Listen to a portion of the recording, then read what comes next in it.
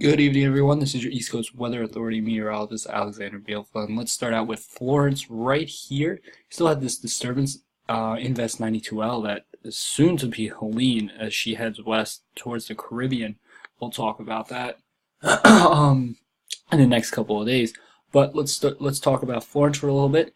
Notice these east to northeasterly winds right here. When she's moving northwest right now, but when she encounters this boundary, that's when she's going to start moving west. Now, models are still having an issue depending on how north she gets, which is also going to play another role in where does she recurve as she approaches the east coast.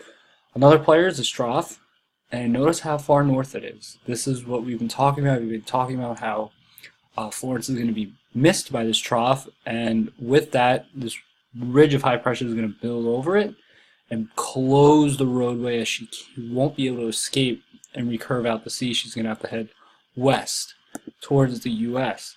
So let's get into the forecast first. A few scattered showers are possible along the spine of the Appalachians as that tropical moisture continues to be forced in.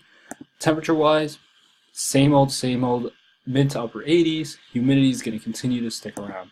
Here's the latest NHC track for Florence, though. Again, another southerly trend. Just a few days ago, the track was up here, but now we're south of Bermuda and headed northwest at this moment. So notice that major hurricane status, and what we've been talking about is this big area of very warm Atlantic ocean temperatures. That's going to also help pump the ridge, and as she gets into here, it's just fuel to the fire. Right now she's being ripped apart by shear, but we've seen her fight off some pretty intense shear, and she grew up to a Category 4. So with this fuel, as she heads west towards the East Coast, the NHC expects, as do we, that Florence will become yet again a major hurricane. And here are the GFS ensembles. The Euro ensembles have taken it right into the East Coast, half making landfall, half just curving out the sea. Here the GFS, though, the GFS 18Z.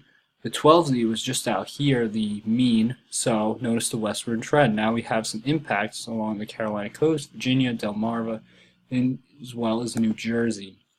So here's the GFS model run for next Thursday. Notice right off the Delmarva, off Jersey Shore.